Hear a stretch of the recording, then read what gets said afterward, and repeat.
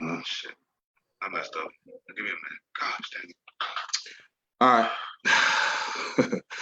What is going on? What is going on, party people? What is going on? Okay.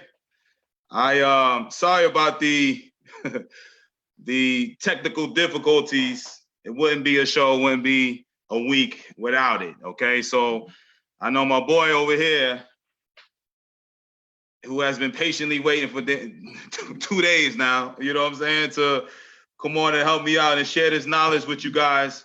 But I appreciate it so much that, you know, he has decided to come back, and, you know, it is greatly appreciated. So anyway, let me give a little background. When I first met my guy here, all right, he was a young little whippersnapper. I knew my man over here. I knew his cousins a little. He had 2 cousins that I was, you know, I still am really good friends with. And I didn't realize that they were family until me and my boy got to talking over here. And I just remember this tall, lanky dude walking through there, throwing 93, 94, young, brown, black, good hair, bony dude, throwing that thing, all in the locker room doing the jerk all over the place. There was a song called The Jerk back then, and here he is, all in the middle of the locker room, dancing in front of everybody, doing the jerk. And I mean, that's all I remember. That's my biggest memory. And he pitched really good, but I was just like, look at this dude over here doing the jerk, and had everybody in the locker room wanting to know how to do the jerk. Asian dudes, ching line, who my boy, who like all these dudes wanted to know how to do the jerk. But anyway, my boy ended up having that. He was a youngster then, just coming up through the system. Ended up getting to the league, playing with the Los Angeles Dodgers and the Pittsburgh Pirates. Got traded over in the Pirates, and you know, it was one of the very few, you know, African American pitchers that I personally knew, faced, or anything to actually, you know, make it to the big leagues, which was awesome to see. And you know, I reached out to him on Facebook, and we reconnected, and you know, I was like, yo, dude, I got to get you on there, because I know that, you know, not only does he know pitching, but, you know, he's a rarity, you know, especially I'm sure now that he's outside of the game that he sees how rare and the type of feats that he was able to accomplish, which is, you know, me knowing where he started from and to where he's at now. You know, I'm proud of the career that he's had. And so anyway, I know that you guys are going to enjoy the conversation that we're going to have here. Great pitcher. You know, knows everything. I want to kind of give backstory, because I don't know all that went back, you know, towards the end of his career. When I saw him, he was a young pup. So anyway, without further ado, let me just say that, you know, before I get him on, I want to say what's up to my people. Let me say what's up to Sega, Louisiana. Latoya, what's up? Texas in the house. William, what's up? Jersey in the house. Chris, what's up? Memphis in the house. Poke, what up, baby? Alabama in the house. Alan, what's up? Memphis in the house. Tony, what's up? Cali in the house. All right, we got a Cali boy here. So anyway, J Mac, James McDonald. Let me put it like this. His name is James McDonald. All right, but I'm gonna be honest with you. When I saw his Facebook, I was like, James. All I know him as J Mac. Okay, that was his name. That's all I know him by. His government is James McDonald. If you Google and all of that in Wikipedia, you'll see James McDonald. But his name to all the baseball people are J Mac. So J Mac, without further ado, please introduce yourself. Please tell all my people that are still joining on where you come from, you know, what's been going on in your career. Talk about your career in a nutshell. We're going to ask some questions, and then I'm going to talk about what you're doing. Tell them what you're doing now, all right, and where you're living at now. Talk loud, man. Don't be all shy, man. I know you ain't shy. You gave me the name already. James McDonald. A lot of baseball guys know me as J Mac. I started playing baseball when I was 7, 8 years old. It's kind of, I asked my dad, he'd take me out there, he'd play. Next thing you know, figure out I'm kind of good. From Long Beach, California, I went to Long Beach Polytechnical High School, home of the Scholar and Champions. Name some of the people that went to that high school, man. When I went, I mean, we got Chase Utley, we got Tony Gwynn, we got Chris Gwynn. I mean, it's a big list. I think we got the second most Major League Baseball players ever to come out of a high school. Really? Yeah, number one Snoop football. Dogg, Cameron Diaz too, right? Snoop Dogg, Cameron Diaz. I mean, the list goes on with athletes out of there. Sean Jackson. Mm-hmm. Um, but I played at Long Beach Polytechnical High School. It was a big sports school. I go there. I play. Figure out I'm kind of decent. I get drafted. I go year of junior college. I go to a year of junior college. I got drafted at 17 years old. I felt I was a little young, a little immature, not ready to handle the big boy pants, put them on, and be on my own yet. I go to junior college for a year, and back then it was the draft and follow. So you get to get drafted, and then you have an opportunity to sign with that same team before the draft again next year. So I did that. I signed. I go with the Dodgers. But the thing is, though, when I go pitch, I pitch a half a season there. I get elbow problems. So I got drafted as a dual player. So they told me, hey, go play outfield. Okay. So I play outfield for 2 years. And I just didn't have that. I didn't do that bad, but I didn't have the same that love. Like I just love pitching. I love that feeling that the whole game is on me. So I kind of reached out and asked somebody. At the time, the pitching coach of the team was Bob Welch. Rest in peace. That's one of the guys who mentored me in my career. And he kind of got me out there and he's messing around with me. And he asked me, like, I heard you got a good curveball. I'm an outfielder at the time, so I'm like, so Bob Welch is known for having a curveball. I throw him a curveball, and he kind of looks at me with big eyes, like, hey, do you want to pitch? I'm like, hey, I'll be wanting to pitch again. He says, okay. So we go and talk to the manager of the team, was Juan Booster at the time, and he didn't want me to pitch. He told me, no, while you're here, you're a hitter. So after that, Welch kind of comes to me and just says, like, hey, come 3 hours early to practice. I take you to the back and we gonna work. So I'm like, all right. So he take me early, and every day we start throwing bullpens, just working. And he told me, like, hey, you ready? You ready? At the time, the minor league director was Terry Collins. He comes in, he flies in to see the team, and he talks to me and he says, what do you want to do? I said, I want to pitch. And he's like, okay, let me see what you got. I get on the mound, I pitch. He says, okay, this was a week left in the season, maybe like a week left in the season. So I go out there, I pitch. I pitch 6 innings on a regular season. No, 3 innings on a regular season. I get 6 strikeouts and just pretty good, but it was very small volume, 3 innings. We start the playoffs. Playoffs come right out the chute. Coach changed me. Hey, you the closer. I'm like, 3 innings? You didn't want me. You didn't want me to pitch. Now I'm the closer. So I'm like, all right. So I became the closer. I pitched, went to the bullpen, never done it. After that, next year, started out in the bullpen. Next thing you know, rotating to the starting role. 2006. The next thing you know, I start kind of gaining some ground as a pitcher. Like he's a prospect. Start feeling a little bit of, okay, yeah, I can do this type deal. Next thing you know, I find myself in the big leagues. I go to the big leagues, get to AAA, get a September call up. I go into the big leagues. Same thing happens. It's a coincidence. I go in the bullpen. I throw 6 innings on a regular year. Playoff start. Next thing you know, I make the playoff roster. And everybody's like, what? So I make the playoff roster. I pitch that.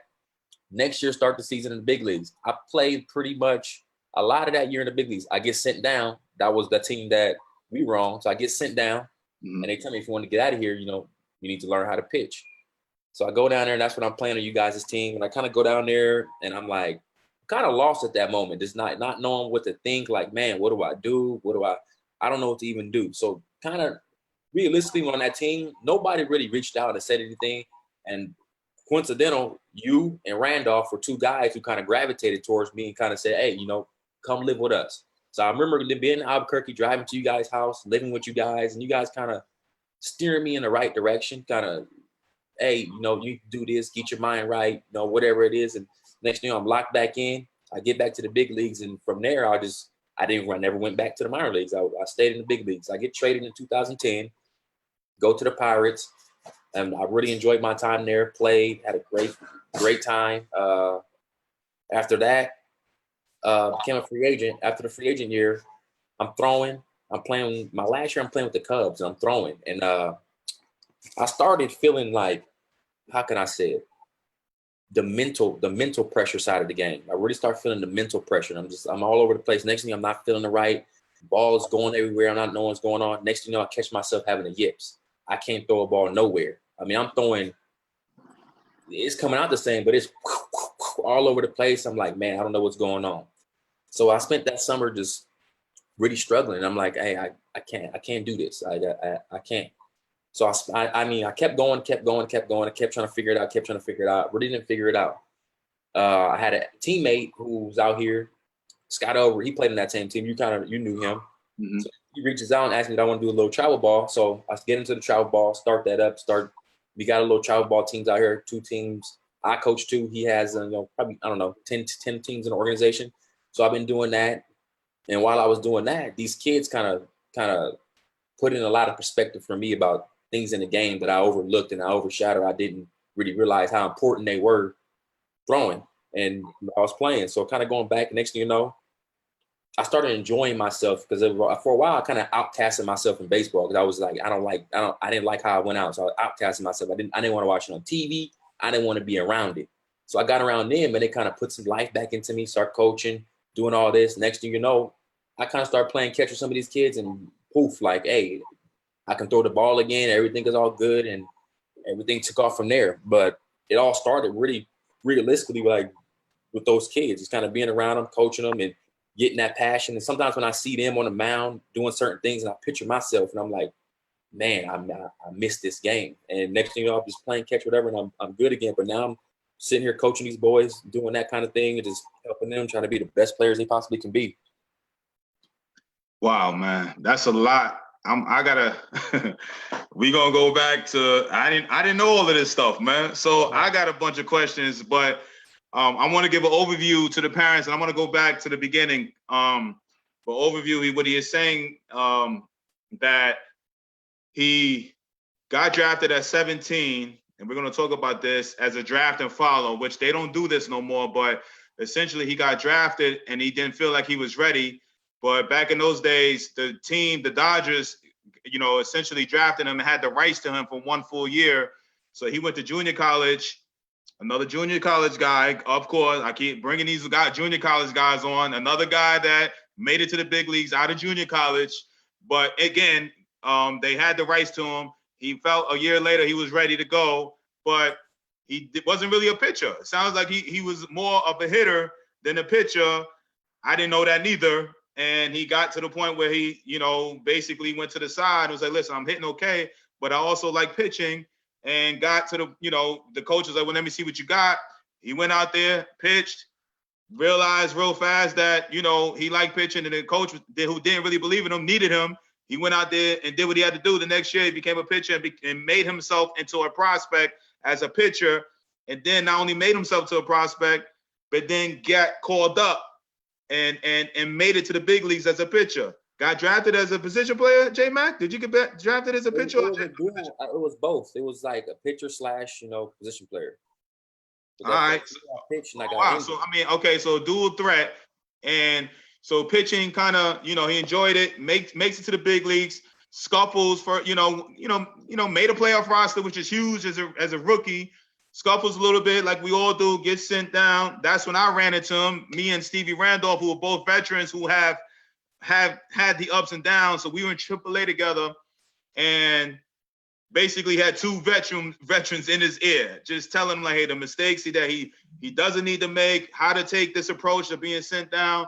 And he took that knowledge that we gave him, went back up to the big leagues and had a good major league career, but then suffered from, and I'm glad you talked about this, man, because you need to talk about this a little more, but a lot of people don't understand what the yips are. And I see it happen with some great players. The most notably, the older guys, you're going to remember this guy. He was the best minor league pitcher I ever faced in my career was Rick Ankiel, who had the yips on the national TV. But he never made it back, though, but because he was blessed to become an outfielder.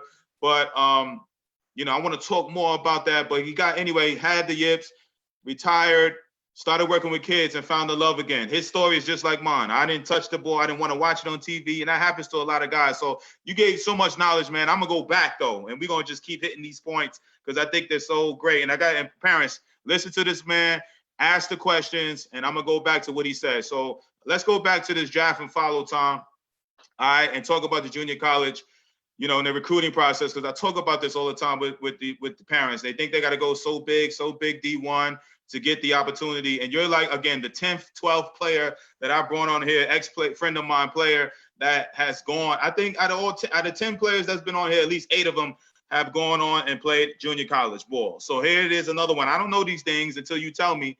So here you are now. You played junior college. What other schools and opportunities, and why did you choose the junior college route? I mean, I had opportunities. I remember in high school back then it was you get letters. All these letters come to the school. I had a 2-3 boxes full of these D1 college letters, and it was letters everywhere. But the junior college route for me, it was because then you could play 1 year and get yourself back into the drafted again. I don't have to wait, and I don't want to waste time where I could spend 3 years in a D1. I'm not saying that for some that fits, it molds, but for my particular situation, I feel like I needed just a little bit more seasoning, a little bit more, technique or strength. For me, a lot of things with strength with me. I need to get a little bit stronger. I need to do a little bit more of this, and then I'll be ready to compete at that level that I think I can go out there and be a big leaguer, not go out there and kind of give a bad showing. And the next thing you know, I'm at home in 2 years, my opportunity's gone. I want to be prepared and ready to succeed when I get my opportunity. So I went to the junior college route, and to be honest, the competition in junior college, like you would think like, oh, it's junior college. Like, nah, those boys is ready to play. Like they can play down there. It could be a lot of reasons why they didn't go to D1. So don't assume that since you go to junior college, like, oh, the competition is just lower. When I was in junior college, we would scrimmage against other colleges, which were D1s, D2s, whatever they were. We scrimmaged them. And a lot of times we beat them. Like we would beat guys. We would compete with guys. So it's not that the D1 is, how can I say, automatically better or is the better route. For some, it can be. But junior college to me is a great option as well. Don't look down upon it. Or I see a lot of kids these days, they frown upon it, like junior college. Ha ha ha. It's like, dude, junior college is another opportunity for you to get better at your craft and be able to take your craft to the next level. Drafted. I know plenty of guys that went to junior college and succeeded. It's not just I have to go D1. Yes, D1, we that's our goal, but hey, sometimes we got to take a different path to get to our destination, and that's perfectly fine. Nah, awesome. I love it, man. So you go to junior college, you get drafted, you're going through the ups and downs. So when did you kind of get that feeling of like, I know you talked about it, but that transition, why, you talk, dig a little deeper of why you chose that, man, in the minor leagues, it's like, I want to pitch. I guess you have to be a good pitcher to feel that way. I would never feel that way in my life, right? Because I can't stand pitchers. But anyway, when did that transition happen? When it was like, yo, I'm gonna go all in with this pitching. Like, yo, I'm nice enough. I feel like I can make it to the big leagues as a pitcher. You know what I'm saying? Like, how did that come about? I pitched in high school. My senior year, junior year, I pitched a little bit. Senior year, I started pitching a little bit more. Junior college, I pitched a little. Like I pitched a little bit. I pitched, but I really didn't pitch. But that feeling I got when I stepped on a mound, like I didn't feel that feeling anywhere else. Like how can I say? Like some people, they do a certain thing and it's that rush. It's just that feeling of like, this is it. I remember being in rookie ball, and I had a lot of my boys. And most of my friends on that team, a lot of my good friends to this day were pitchers. They were the guys who pitched. And I would just watch them, and sometimes just watching them from the outfield, the way they dominate the game and when they make big pitches and when they're in those big clutch situations, like all that feeling, I missed it. Like I wanted to feel this feeling. Like when I'm pitching, that's when I feel like I was competing at my maximum potential. That's when I feel like I was alive. Like this is where I want to be on the mound. Like, yes, I like baseball. Yes, I like the outfield, but pitching, it was a completely different love. Even when I watch baseball games on TV, like I had guys who I watch, when I see good pitching, I would just get like I'm just stuck into the game. Like, did you see that? Did you see this? More people are fascinated with the big home runs or the other stuff. Me, I was fascinated with pitching. Like, I just wanted it. I wanted all the information. This is what I wanted. So once I was in A-ball, I'm kind of down there and I watch one of my buddies. He dominated the game. And I watched him dominate, and I'm like, man, he's dominating. He's getting where he wanted to be. But in my heart, I kind of felt like I'm better than him. Like, I feel like I'm better than him. Like, I know I can pitch better than this. And I was just like, man, I really want to pitch, and I know I'm better than him. So that's what kind of got me going. Like, I want to pitch. Like, I'm looking at some of these guys who are prospects. I'm looking at some of these guys who are highly touted, and I'm like, man, I can be better than them. And that was kind of got me with my inner competition with myself that just said, I want to be better than them. And I love pitching. And next thing you know, boom, I'm pitching. Love it, man. Got to have that inner drive. That's what he's saying. He's like, listen, I know guys got more money at the draft, I know guys are more highly touted, but I can do what they can do and better. And that's what you have to make it to where he made it. Okay. So I want to go into that. Now you're in the big leagues, you're having a career, you get traded to the Pirates, man. I want to dig it deeper, man. Let's get into this yips, man. And I'm like, you're the first person that is willing to talk about it freely. And I mean, I've seen it happen from infielders. I played with Chuck Knobloch, notably one of the biggest guys who, had the yips from the infield and had to move to the outfield. And, but we never really get a deep talk about it. But I want to, when did that start happening? Like what happened? Define what yips are, you know what I'm saying, first. And then, like, how did you feel like you were getting into that route? Like, how does that space end up happening? You know what I'm saying? For me, from my personal experience, I feel like I start feeling it. I start putting unreasonable expectations on myself. I try to live up to somebody who I was, and I'm putting all this pressure, all the time, no matter how well I did or how it was always like, I gotta be better. I gotta be better. I always start feeling like that. And particularly for me, I got around one coach who was a negative vibe type person. And for where I was at mentally in that space, that didn't work for me. It was bad. Next thing you know, I'm catching myself thinking I got to do this, I got to do that. At this point, I was already established. I just got to do me and keep continuing to be me. But me, I put on more. I need to do this. I need to do that. Next thing you know, I'm starting to feel anxiety. For me, yips is really a form of anxiety. So that's what it was. Next thing you know, I'm throwing and I'm losing control of balls, and I'm like, well, what the heck? It slowly starts coming, and next thing you know, I can't feel the ball. I can't do this. Next thing you know, I don't know who I even am on the mound. I'm pitching. I'm like, I don't know what this is. I don't know the feel. I have zero feel, zero nothing, zero desire to even want to be on the mound. It was miserable. It was like next 1 year you're living a dream. The next year it's taken away. It's all gone. So even saying 1 year you're living a dream, 1 year is taken away, and that you have to look at it. When you're there and you're playing, you get the opportunity to play and you're doing it well, hey, enjoy it and play. Like, I learned to quit being a Debbie Downer, quit moping, quit complaining. If you got the opportunity to be better, do it. And then that's kind of where I started to make the transformation. And one thing that helped me was talking about it. Like, I couldn't try to hide it, because more I hid it, like, I didn't even tell my parents. I didn't tell anyone. I tried to hide it and make sure I'm gonna get through this. I know I can. Nah, you can't. You got to just talk, get it out there, let it be known, and stop giving it such a high priority in your life. Once you stop giving it such a high priority and being so fearful of it, I feel like that's what slowly got my game back to start throwing. And it just slowly but surely, next thing you know, boom, boom, boom, it's coming back. I can throw. But the yips was a down time for me. It was, I was even at home. It affected my home life. All this affected relationship with my wife, or affected relationship with my parents, friends, everything. Because I would come home and literally sit back I would go back to my little room where I'm at now, and I would just think, like, what can I do to fix this? What can I do to fix this? I mean, I remember going back in my backyard, grabbing a baseball and just throwing it against the wall, 200-300 times, just searching for that feel again. Like, I need it.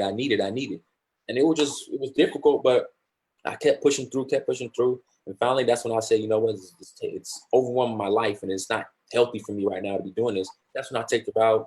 I stepped away. Next thing you know, the guy asked me to play coach, started coaching, and next thing you know, a fire ignited in me. And I really didn't expect myself to start throwing again. I started throwing a little just BP here and there. And next thing you know, I got guys telling me, like, Coach, I think you still got it. I'm like, what? And I'm like, yeah.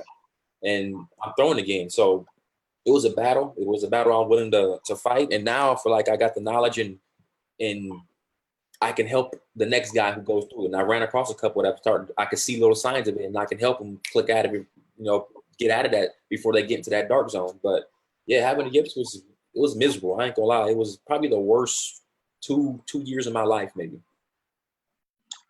I greatly appreciate you being so transparent, and I hope parents understand this, man. So, as athletes, man, we so gladiators, and we so, don't want to talk about it, and especially, when you're going through it, you don't. It's hard to talk to your family about it. You don't understand what's going on with your mind and what's going on. But essentially, what he's saying, and I trust me, J Mac, I've been there. I didn't have the yips, but the anxiety attacks and all of that. So I parents, I want you guys to understand that, you know, this guy has played in the major leagues like myself, and it is a mental.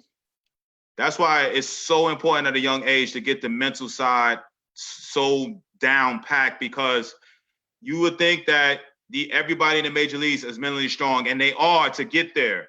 But it's a different pressure once you're there that you put on yourself to be great. That same thing that triggered you to get you to the top, to make it to the major leagues, you still pushing yourself to do more, and you start putting these false ideas and false thoughts in your brain that causes you to have anxiety attacks, to be nervous, and to be feeling like you don't know, you can't control your out income, you know what I mean, your income, your what you're doing on the field. And I've been there, you know what I'm saying? Like, I mean, sleepless nights and on the field, nervous wreck and breaking down, and like don't know what your body is going through and experience, and it's stressful. And you know, you can't really tell nobody, you know what I'm saying? I don't know about you, J Mac, but I was scared to talk to anybody about it because I didn't want it to be known as like mentally weak, and or you know, like they, you know, the team like thinking that you can't hack it, and you just go out there, whatever. So it is a form of anxiety. And, you know, I just, you know, I appreciate you saying that, man, because we don't talk about it enough. I mean, the biggest athlete I know that's kind of been public with it, but he's already making $100 million. He's a basketball player, is what's my man at UCLA that play with the Cavs. Big boy, Kevin Love.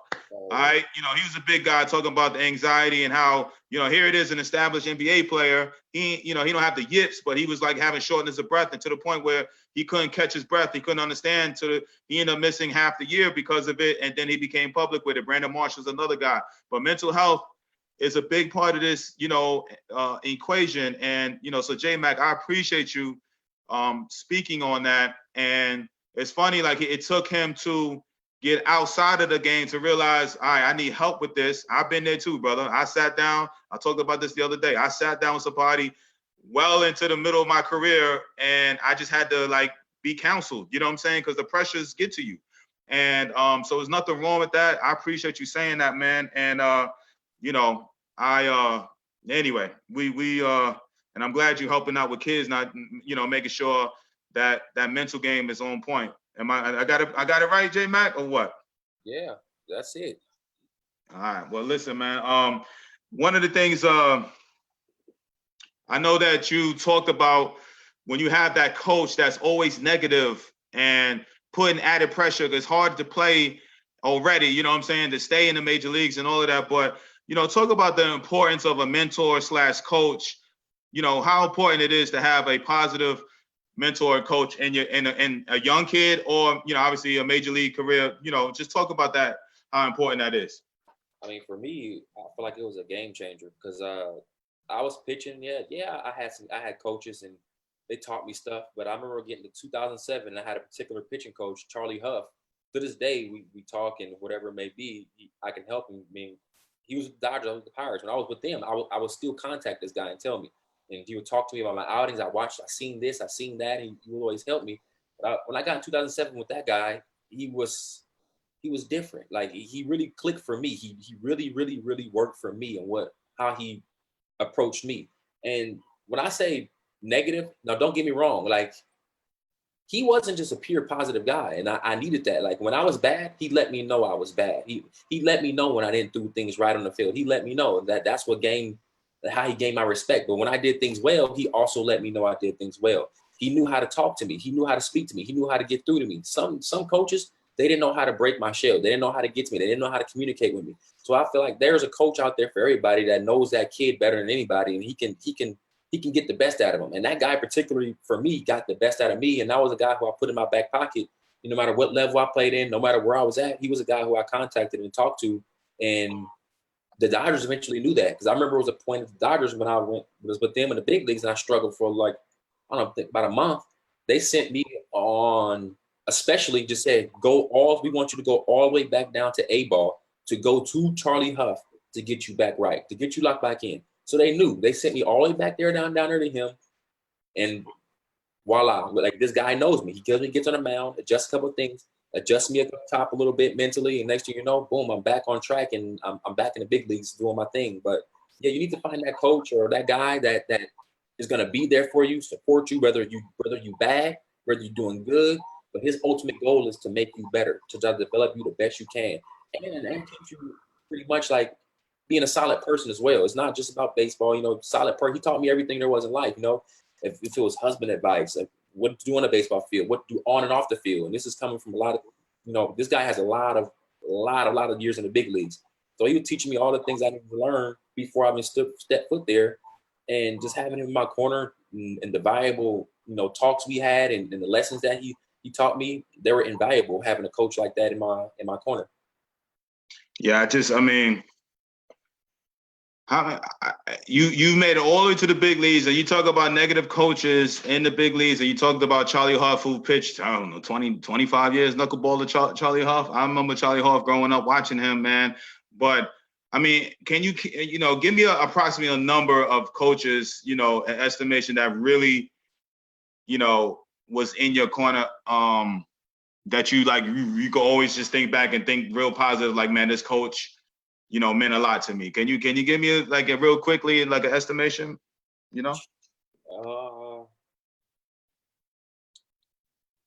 From my high school or just pro ball? Yeah, I'm talking about from a little league all the way up to the majors, man. I would say 3, 4, maybe. And that's my whole point. I would say the same thing. I could count on one hand, because so many times I see, I hear these parents, and I talk to parents. You're dealing with the youth baseball, and we all want the greatest coach ever and want him to be such an influence. But here you are, you play from the age of 7 to 8 all the way through to the major leagues, and you only say maybe 3 coaches in your life really did something, meant something to you, right? Yeah, they impacted me. They impacted you. You had some decent coaches, but the ones that left that, and the only reason I say that is because I be talking to in the background. You deal with it too, with parents and all of that, and it's like, man, this coach this, and I was like, honestly, you're gonna go through many coaches before you find that one coach that will mean so much to you. We strive. You're a coach, and I'm a coach. We strive to be that to kids, but we also know that my method may not mesh with this particular kid. I wanted to mesh with everybody, but to have that special coach. You made it all the way to the big league. So that's countless of hundreds of coaches that you've had, but only 3. I'm about the same. That's why I asked that question, man. Because one was my dad. Wow, you know what I'm saying? So I want to ask, man. So once you started getting into pitching, and I know you had some questions, man. I'm gonna get right to them, man. I got one last question. Who did you modeled your style pitching wise from it? I know you were, you say you enjoy watching it now, but when you were coming up, who did you model your style pitching wise from? I'm probably polar opposite of the person's style who I thought was like the greatest in sliced bread. For me, my favorite 2 players was Ken Griffey Jr. and Greg Maddux. Like, Greg Maddux was the guy I looked at when I pitched. Like, I watched him, and I was marveled every time I watched him. I'm like, do you see this guy? He don't miss spots. He ain't got nothing special. He's a competitor. He's a bulldog on the mound. Like, everything about him, I was just like, man, I want to be like this when I grow up. This is who I want to be. This guy. I got lucky to play with him. And so when I got to play with him, I never told him, but I was just like starstruck. Every time I walk in the clubhouse, I'm just looking like, dude, Greg Maddux is my teammate. Like, I can't believe this. But that guy right there was just like, to me, he was the best pitcher to me to walk the planet. That's my personal opinion, man. There's guys better, but for me, he was the best pitcher to walk the planet. He did everything: fielding, pitching, swung the bat. He done everything you could think of. He's done it. So, that was the guy who I looked at. Another guy who I looked at, Bob Gibson. I would look at him as well. I watched the way he pitched. I would sit there with my high school coach. He had a bunch of old tapes, and I would go through, and he had so much Cardinals. I don't know. He must have been a Cardinals fan, but he had all these old school Cardinals tapes. I would throw them in, and I was like, "Who is this guy?" And next thing you know, a lot of people didn't know who he was. I knew him just because my coach had all these tapes. So I'm watching, like, man, this dude Bob Gibson is unbelievable. Like, do you see him? So those 2 pitchers, I think, were the 2 pitchers who impacted me the most as a youth. Like, who I wanted to be like Greg Maddux and Bob Gibson. So, I mean, great. I mean, they are totally opposites, but when it comes to competitive nature, both of them had it, man. So I want to dig a little deeper, man. Talk about this Bob Gibson, man, right? So, Bob Gibson, one of the few blacks, especially at that time, was ahead of his, Cy Young Award winner, one of the best pitchers ever. And of course he's a black pitcher, which is, we ain't seeing a whole lot of black players now, but we definitely are not seeing a whole lot of black pitchers. Now, did you feel that? Was that any type of added pressure to you? Did you think about it when you were out there trying to, come up and make the big leagues? Or when you made it up there and knowing that, hey, I'm one of very few in the league now doing it, and definitely who have ever done it. You know what I'm saying? Did you ever put that type of, did you ever think about that? I thought about it and I seen it. That was one of the things I gravitated to Bob Gibson. I mean, I looked at him and said, he looks like me. Like he looks like me. I can do it. Like you get that motivation when you see it. There's not a lot of African Americans playing baseball. And to be honest, when I played in my high school, it was almost, in our culture, it's almost like, oh, he plays baseball. It's frowned upon. They want basketball, football. That's it. So baseball's are frowned upon. So me being an outcast, like, nah, this is what I like. This is what I do. So once I signed and got into the organization, then my eyes open. If we have 100 pitchers let's say 150 pitchers in our organization, you might have 5 that's African American, and that's at all levels, from major leagues all the way down to rookie ball. So like you start seeing it. So another thing that was difficult, like doing that as well, like when you hang around these guys, like sometimes they don't, how can I say, they're, by who you are, they might be intimidated by it because they don't understand it. Maybe the music I listen to, maybe the way I dress, but maybe the way I walk, or however it may be. Sometimes they get intimidated and I got a lot of labels put on me. I particularly remember when I first signed right off the bat, being from Long Beach, California, I was from Long Beach, California, and I was African American. I remember going in right away, taking my drug test and all this and that. And I remember it was my first time doing a pee test in front of somebody. So I'm pretty nervous. I don't know what to do. So I'm nervous and I can't use the bathroom. Mm-hmm. So the next day I come into the clubhouse and I get 5 guys coming to me and telling me like, oh, we heard you failed because you smoke weed. I'm like, how? What are you talking about? Like at this point, I never touched a drug in my life. Like I ain't not even a prescription. Like nothing. I'm like, huh? But that's just the label sometimes that's put on you as, being an African American from Long Beach. It was just a lot of labels at times, but certain guys, saying certain things to you. When we say certain things, racial slurs, I dealt with it. I dealt with all this stuff. Like this is stuff that I dealt with, because when you look into a clubhouse, most clubhouses, you might get a very rare where you might have 3 African Americans on it. You be like, yeah, but most of the time I was by myself. It was me, maybe another guy, and that's pretty much. Especially in the pitchers group, it's just me. That's it. So I dealt with a lot of things that I put up with and I dealt with because I wanted my ultimate goal. I wanted to play in the big leagues, or that's kind of some of the things that, for some kids, they may not be able to push through that because they get homesick. They do these certain things where like, I don't want to be here. So that's one of the things that I went through, was that why I had to have a good support system, because sometimes I didn't do the things that I'm accustomed to doing, being just to be me. Like just to be me sometimes was intimidating to others. And I was forced a lot of times to change who I was just because they were afraid of the vibe I give off.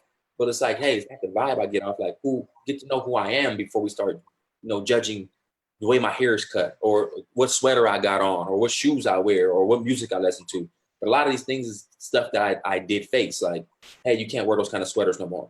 It's like, what? Or you can't have this kind of haircut no more.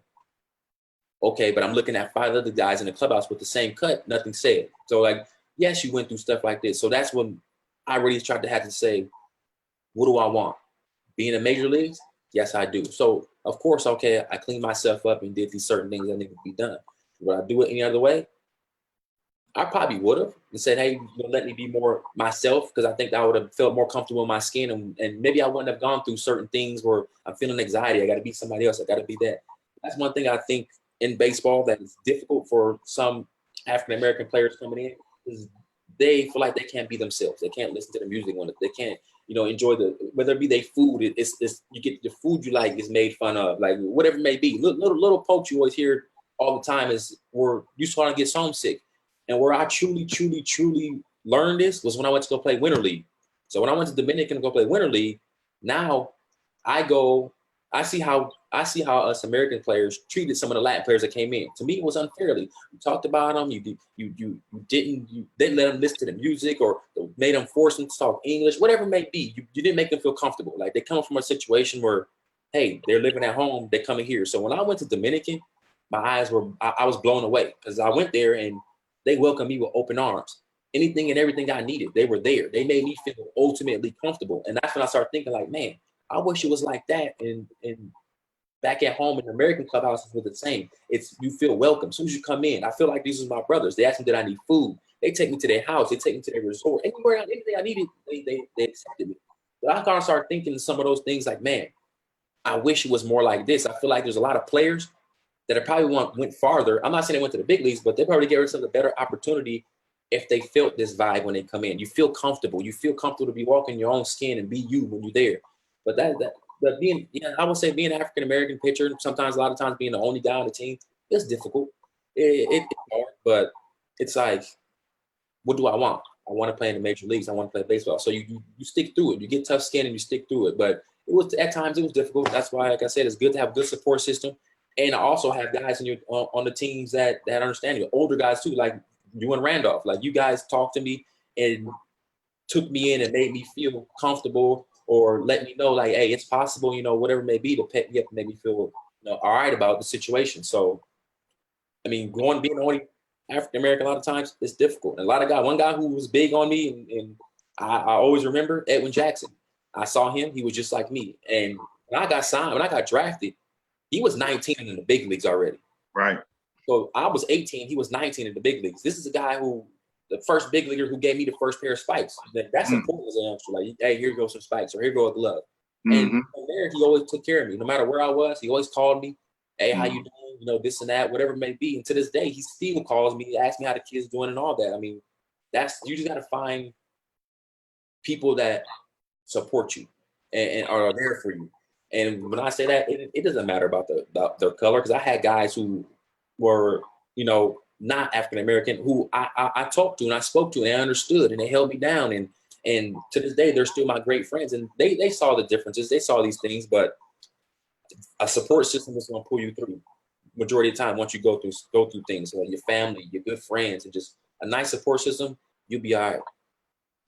Man, I love it, man. And yeah, I mean, so essentially, what will happen, this will get heard later on, and I hope the right ears hear it. But I mean, yeah, it's just and I don't know what they could do to change it, but it's the culture of baseball that makes you feel like you got to adapt to their culture. You can't necessarily be yourself because you get talked about, you get, down, and they sweat your style. Certain people sweat it, love it.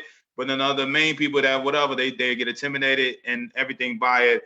And then as a player, I've been there, dude. I understand fully. I tell my stories, and I've told it on here, that sometimes it gets to the point that you walk around as almost a phony. You know what I mean? Because you're not yourself.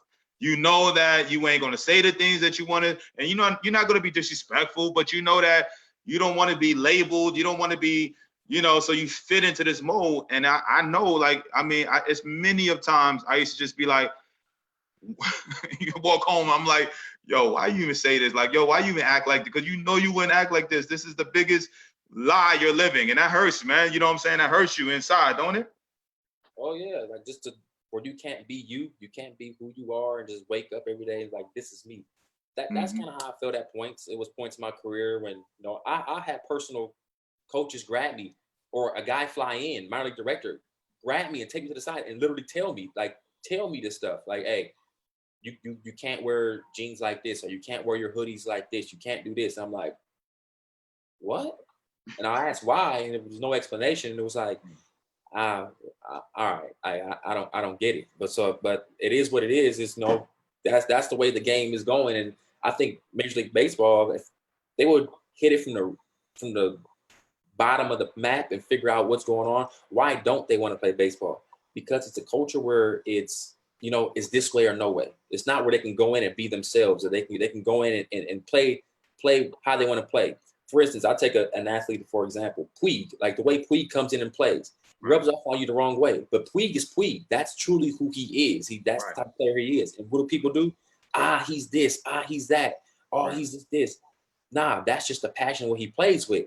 That's what makes him great. Javier Baez, that's what makes these players great, because they're comfortable in their own skin. You're not taking away, making them beat somebody who they're not. And not of those, just like few who don't change. They keep their identity. And you see them in the big leagues and they flourish. Now you see little kids at the park wanting to be these guys. So I mean, you never know what you can be, how special you can be. I feel like you should just let people be themselves. Let them be them. Let them show you who they are. Because a lot of times you can't judge a book by its cover and just automatically look and assume this is how he's going to be, or this is how he's acting, or he's from here, so I'm pretty sure he's like this. Where in baseball, I think that a lot of that exists. Amen, brother. Amen. I love it, man. Good talk right there. So my boy Michael Rickman asks, for a high school guy, how successful can a pitcher only be in moving forward into college or pro ball? A pitcher only? Yeah, like he's essentially saying, how successful can a pitcher only, a PO, be moving forward, like a high school guy being a PO? Like, what are the chances of him, getting into college or professional baseball? I mean, it's about self-evaluation. Don't try to automatically assume and you try to put a negative already on the situation, like, hey, I'm a pitcher only, so I guess I can't they're not going to look at me as much because I'm a pitcher only. No. Pitchers are valuable. Pitchers are the most valuable thing in baseball, period. Like, without pitchers, the game don't work. And I'm a firm believer. If you're a pitcher, sometimes when you're a position player, you're not that good, you may not get the opportunity to play on the field as much as some other guys. But if you're a pitcher, you will always get your opportunity to show who you are and how good you are. So, I mean, a pitcher only, this still doesn't matter. Sky is the limit. If you can pitch, there's a place for you. It doesn't matter where, drafted, D1 college, pitchers only are valuable. Like, those are guys to me that I can already take a different route and get a little more serious with them and advance with them, because they already know what they want to do. They're already bought into being, I'm a pitcher only. So those guys, you can start perfecting your craft, really start perfecting it a lot earlier in their career. No, it's great information, man. The one other question came in. Good question, Michael. One of the question came, how do you teach pitchers how to, pitch rather just throw? You know what I'm saying? For youngsters, how do you teach them how to pitch instead of just be out there throwing? That's the thing that came from me in my career, that I was obsessed with pitching. Like Greg Maddux, I was obsessed with learning how to pitch. I got strength later. I got 93, 94 later in my career, but by that time I already knew how to pitch. So, I mean, to me, that's a lost art these days. Everybody's talking about their velo. Oh, I throw this, I throw that. Velo. Okay. Velo, once you start playing, these guys are special. Your velo ain't nothing. What makes your velo better? What do you bring along with your velo? Do you have a changeup to go with it? Do you know why you went up and in and why you go soft away or certain things in that aspect? So these days, everybody's so grasped, like they're so fascinated with velo. But I'm a firm believer, maybe because in my particular situation, I didn't throw the hardest in high school. I was topping out at 90, 91. I sat 88, 87 miles an hour. I mean, that ain't great, but I learned how to pitch with what I got. So when I got into the minor leagues, I learned how to pitch. I learned how to set guys up. I learned how to really work a hitter, how to look at him. As soon as he steps in the box, okay, how am I going to attack him? So, I mean, you have to be fascinated with that. I feel like you as the pitcher have to understand what your job is as a pitcher. And you have to understand it's not me throw a fastball and trying to go look back and see how hard I throw. Who cares? If you're throwing 100, 101, and you walking everybody, what value do you have? But if I got a guy throwing 85 to 88 and he's throwing me, 7+ innings every time, that guy has value to me. Like he's showing me value to the team. He's doing something.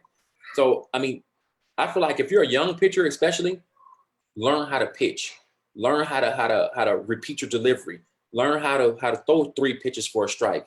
Because later on, once you start getting bigger, stronger, lifting a little weights, take care of your body, get your little man strength, you're going to gain velocity. You're going to gain power. You're going to gain all that. So now you're ahead of the learning curve. Once you learn that, Now you have a whole complete package to go along with what you have. I know how to pitch plus my 5 miles an hour more on my fastball, or the more spin rate on my breaking ball. All this is going to come together. But if you get, I'm going to throw hard, then learn how to pitch, that's by that time you might be too late. You might be in AA and trying to figure out how to pitch still, and you get knocked around the park. So I preach learning how to pitch. A lot of guys in my travel ball teams, a lot of them, I teach them how to pitch with their fastball. I teach them, hey, your fastball is 4 pitches. You got down and in, up and in, down and away. You got all these pitches you can throw. So I teach pitch with your fastball. I see that, okay, start learning how to throw a pitch for a strike. But that has to be within you to really put down your ego and say, I'm going to learn how to pitch and not just focus on how to throw hard only. Yes, you're going to throw harder. Yes, you're going to do things to do that, but trust that it's going to come naturally. But focus on pitching. Focus on how to pitch, not just I'm going to throw a curveball just because it's 2 strikes. No. What if the hitter showed you can't hit your fastball? You throw another one. So, like, just start learning, start paying attention to the game. That comes on the bench. If you're sitting on the bench watching the game, watch the game. Start watching what's going on. Start watching on TV. Start looking at the hitter's reactions. All this stuff is stuff that's based on you as the player, not more enough what the coach tells you. This is something that you have to want. Awesome advice. I love it, man. I love it. So Jay Maya asks, how many different pitchers should young kids be pitching? I'm guessing, I think Jay Maya has a kid, 10, 11 years old. So let's say, let's go 14 and up and then, 10 to 14. So 14 and up, how many different pitchers should a pitcher have? How many pitches? How many pitches? Yeah. How many different pitches? Different pitches. 14 and up? Yes. I would say 14 is about the time where he should have a decent break. He should be able to throw a breaking ball at that point. Like, for me, I start teaching my kids how to start spinning a little bit and throwing a little bit under managed control. My 13-year-olds, first you got to show me you can throw a strike with your fastball before I even step foot. But once I see that, I start teaching them how to throw a little breaking ball. By 14, I would say, yeah, a fastball, changeup, and a little breaking ball is fine. I mean, I'm not going to let my 14 go in there and throw 20 breaking balls in a game. He ain't ready for that. He might throw, anywhere from 5 to 8 or so breaking balls in the game at that age. Maybe a little more give or take depending on the situation. But I would say at 14, he should have probably three pitches. He should have 2 down decently, 1 down, I should say decently solid. He should be able to throw his fastball for strikes, a decent amount of time. He may not throw his changeup or his breaking ball as much as he wants yet, but he don't have an idea yet how to really repeat his delivery or do certain things like that. But 1 pitch, he should probably have 1 pitch, but have 3 offerings, but 1 solid pitch, which is his fastball. All right. Now 10, now give me 13, 10 to 13 when it comes to, pitches. I mean, 10 years old, fastball. At 10 years old, you can you can throw 1 pitch and teach the kid how to play. A lot of parents are so, like, they say, I play against these kids sometimes these other coaches, and they're calling full repertoires for these kids. They're throwing changeups, breaking balls, all this crazy stuff. I'm like, why? Like, we're taking away from the kids' development. Like, you taking the game and you living through them now. Like, let them understand what's going on. Teach them. Hey, the winning of the game is not the most important. I don't coach to win, surely just to win the game. I'm coaching to develop my kids. Once we get older, start playing 17, 16 years old, okay, we play a little more competitive. But when we're 10, I'm trying to develop them and teach them. So majority of the time, probably 90% of their pitches at 10 years old is going to be a fastball. 11 years old, maybe a couple changeups here and there, but majority fastballs as well.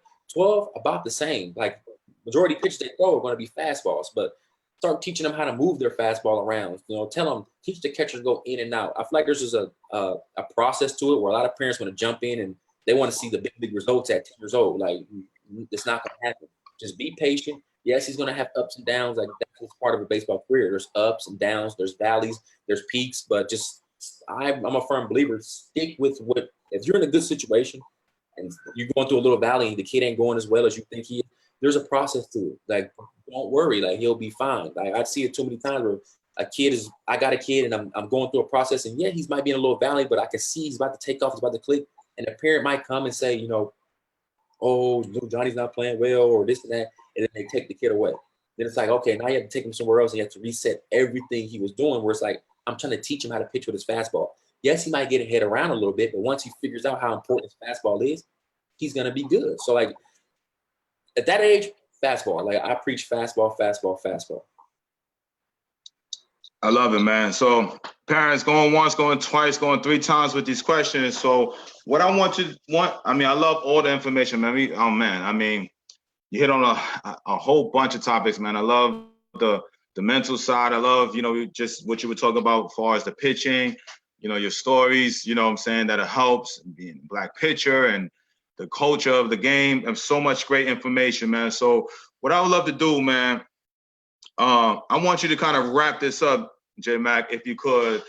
So let's say you got, you deal with 13s and 16-year-olds and all of that, but I want you to take, the average parent from your organization, and that I'm sure are the same average parents that'll be listening in right now, and in the future in the replay. And shout out to the people that are not going to see this live, that if it don't say the red live button on the top of your Facebook, that means you're going to be listening to the replay. So give me a hashtag replay. Let me know where you're going to be listening in from. Also, so I want you to, just wrap this up and give me your best advice for that parent that has that young, baseball player / pitcher who, has dreams and aspirations of making it to the top like you did. What can you give them? You know what I'm saying, J Mac? A complete package, how I feel about these kids these days. One thing that I've noticed getting in travel ball, what I know the big difference is, stop giving your kid the easy way out. Stop giving him the easy cop out. If things don't go his way, you automatically jump on the side. You allow kids to quit. That's one thing that was not built in me personally, was quitting. Like, that's just something I didn't do. If it didn't go my way, my dad taught me to figure it out. Go work on your craft, son. Go do whatever you need to do to get better. Stop taking the easy way out, and I'm going to quit this team and go somewhere else where it's going to be better for me. And even if you do that, it's always not greener on the other side. Like, figure out where you at, figure out what the team you got, and figure out how to be better. If you're not getting the results you want, sometimes like it's looking in the mirror sometimes and figure out what I need to do as a player, and the parents figure out, hey, what we need to do together to make you, to get you where you need to be. It's not always, oh, I need to go be on this guy team because this team, these guys over here have good guys, or these guys have this. No, it's figure out what you bring to the table and what do you do. So if you have a young kid, as one, I just seen it too much, is the acceptance of quitting. Like, I see quitting is too easy these days. And that's one thing that's like, to me, that's sad. I see kids, you ask them, they'll come and play for you. How many teams you play for? This is a 13-year-old. Oh, I played for 5 teams already. It's like, what?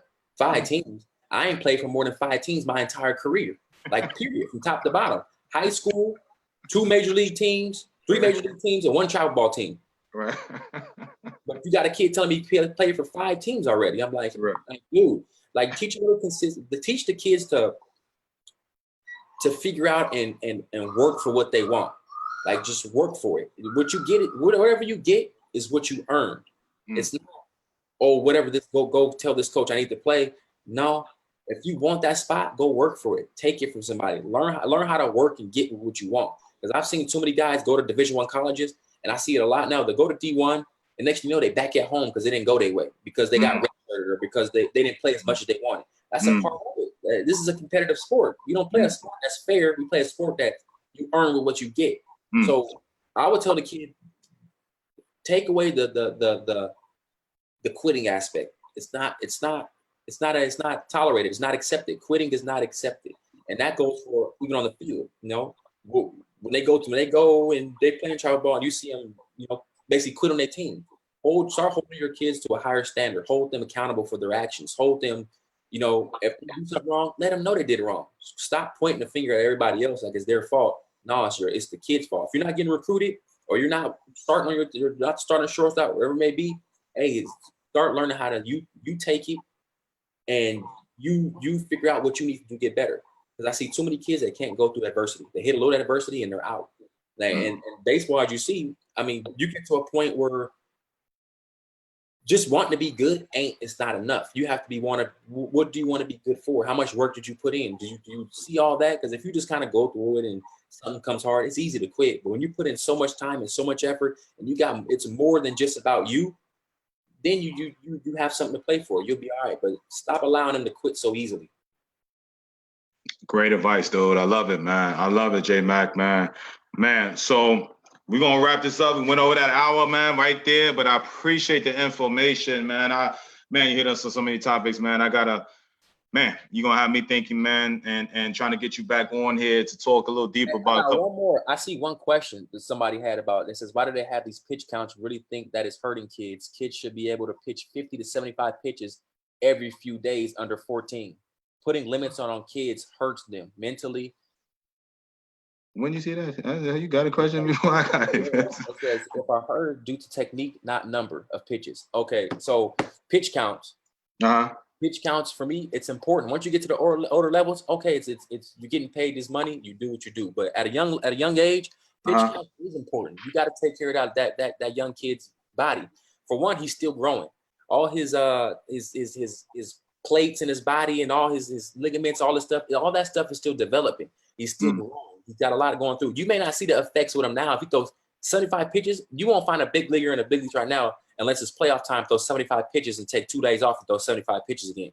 Like that's a lot on his body. Like it's a ton. So managing their pitch count, because you don't care about 14. Like I see too many parents worried about winning at 13, 12, 14 years old. That stuff don't matter. I don't even remember if I won at 12, 13. I don't remember this stuff. So take care of their arms, make sure they save their bullets and have a coach that does know this. Because if sometimes there are coaches out there, they'll go out there and wear a kid out just so they can walk home with a trophy. That 13, 14-year-old trophy don't mean nothing. Your kid's career and his body and you taking care of him, that's what's important. So that's why these pitch counts are put into place. It's to protect the child. Because a lot of coaches these days, I'm sorry, it sucks, but a lot of these coaches have egos and it's about them really instead of the kid. Like put the kid first. Like if we lose this game, I don't care. You're out. If you did a good job and he reached 70 pitches for me and he threw 6 innings, you're out. I'm not keeping you out there just to win that game, because how am I going to feel if I jeopardize your career and you end up hurt because of me? And I know better. So that's why these pitch counts are done. I mean, it comes to a point where they need to get physically and mentally prepared to be able to handle that type of volume of work, because 13 and 14, they ain't ready. They're not ready to do that. They could barely swim in the pool and go out there and play the next day without, I'm tired. And a lot of these kids play 2-3 games in one day. That's a ton of work on their body. Like they're physically drained. Yeah, in line. Gosh, that's one of the things that's way different. 2 or 3 games in one day and back-to-back days on a weekend. It is a lot of games, man. But Michael asks, what's a good drill for seeing the ball at bat all the way in? My son batting mechanics is good, but he loses the ball right at. Well, that's a hitting question. J-Mac don't know nothing about no hitting, man. What you mean? It's been. I mean that if he's not seeing the baseball, seeing the baseball is seeing the baseball. Mm-hmm. I mean, it's not if it's mechanics and everything is good.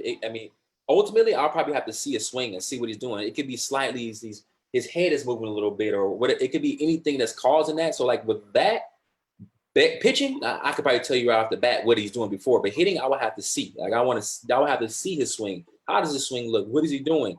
And before I can really say, oh, this is why he's not seeing the baseball. This is why he's not this. But majority of the time, it could be maybe he's trying to look at the side of his eye instead of really facing the baseball, really putting 2 eyes on the pitcher and really looking at it. It could be a number of things, but there's no one thing I could pinpoint on. Yeah, it's. I mean, listen, that's one of my guys too, J Mac. That's one of my guys out in the Jackson, Tennessee area, man. But I'm gonna get him in the cages, man. Holla at me, Michael. Let's go. We get this thing done, man. I don't want to see that. We start up in a few weeks. I'm hoping that we get that cleaned up. Yes. Listen, I didn't see that other question. It didn't come up on my thing, but I'm glad you saw it, big dog. You got any other ones that came? I'm trying to figure out. Oh, no. I'm on my phone, man. But anyway, listen. Nah. So J Max. So this is what we're gonna do, man. I love the advice, especially on the pitching side. I want to get you back on here in the near future, man, because I need to put a pool together, just a forum together of just ex guys like ourselves to just talk about different topics in this game and just share it, because you got a lot of information to share and to help these young dudes that is coming up, man. And sometimes I feel kind of bad and guilty because we I mean, we talk about the great things, but we also talk about the bad things. But it's a realization of what really goes on behind the scenes of this great game that we call baseball. And I know you wouldn't change, you know what I'm saying, most of the stuff that happened in your life and career. I mean, listen, man, you played and pitched in the major leagues, you know what I'm saying? But I definitely want to get that information out there. So just parents yourself well informed. That's the only reason I had this forum, J Mac, is just so I could be able to bring guys like you to tell your story, that some parent may listen to you and be like, wow, I'm going to take this from him and I'm going to make sure that I educate myself on this, you know what I'm saying, portion of that, man, because, this, when we all, I know you have that heart, man, you training kids and they the one that gave you back that love. And it's the same thing for me, man. I didn't realize how much I missed it until I got around young kids myself.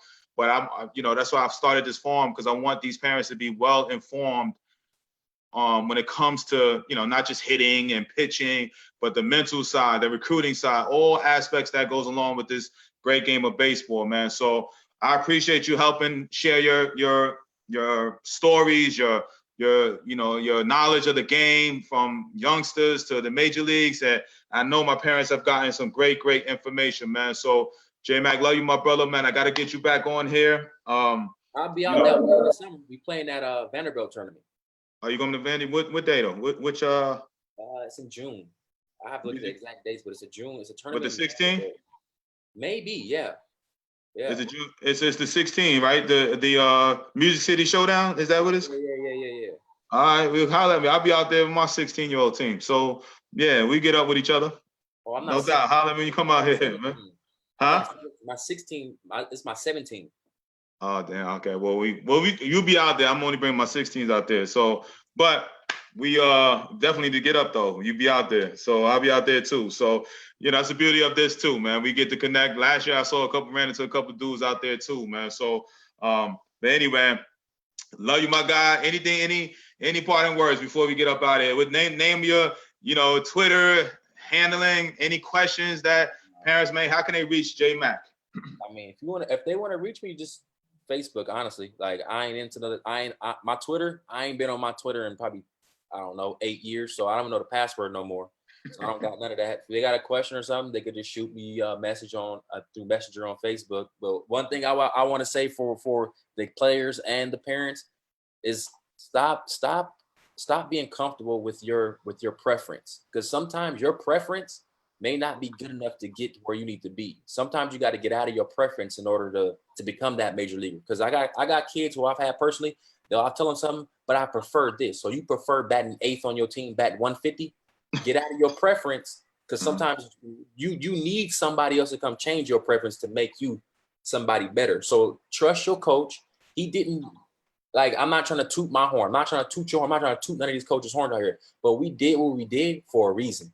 That's so right. We got valuable lessons, our failures and our gains. So trust your coach and listen to him. Stop. I got too many parents telling me how I should do my job. And it's like, that makes it difficult. Just trust your coach and trust what he's doing. Trust his knowledge. That's why you sought him out. Let him do his job. And I feel like you guys will see a lot better situation there. Because a lot of times I see these parents that go home and they talk about the coach, and I see it in my players. And the players come back and they act salty at practice. So just trust your coach. Whatever's your preference may not be what's best for that player. So trust your preference. Whatever you prefer. If you prefer being bad, or do you prefer being maybe getting outside the box and start being great? So remember that. Oh, I love that, man. That is, just talking about this the other day. So essentially, he's just telling you guys, have your son be coachable and trust in that. Don't contradict what he's saying to your kid and then go in the car and be like, oh, this and that, and why he's telling you this and all of that. Because essentially your kid is ultimately, you may think he's not going to listen to you, parent, as much as he's going to listen to the coach, but just puts that form of doubt in his head. So when that coach is telling him something, he knows that dad's going to say something in the background and all of that, and it just contradicts the word, and it's just a lost cause then. You know what I'm saying? So, now you got to understand the source too. Like a guy like James McDonald, been in the big leagues. J-Mac's been there. He's going to tell you whatever. It's all of it is. It's a personal experiences from knowledge that he's gained and have experienced on the major league field that he's giving to your kid. Okay, will it work for everybody? No, but it is trusted material that is being sent to you. Just like I can read a book over there and disagree or whatever, but it is what it is. Okay, I can implement it in my game or implement it into my personal life or not. But the source is trusted. That's the main thing. Okay, so parents, we don't go over there trying to. If you're a IT guy, we don't go over there and start you tell one of your coworkers, I don't go behind you like, what? Why you listen to him, IT? You know what I'm saying? He don't know what he's talking about. Whatever. We don't do that at your job, right? So don't do it, in ours. Anyway, I appreciate you, J-Mac. Great information. I love the last couple of things you mentioned besides everything else, man. So I'm going to get off over here. We're going to be on tomorrow, 3 p.m. Central Time. I want to give this last shout out here. May 8th, I am having a hitting masterclass, and I put the link on here. It's hittingmasterclass.com, and sign up for the masterclass I will be having May 8th. Okay, I'm going to start publishing and marketing it online.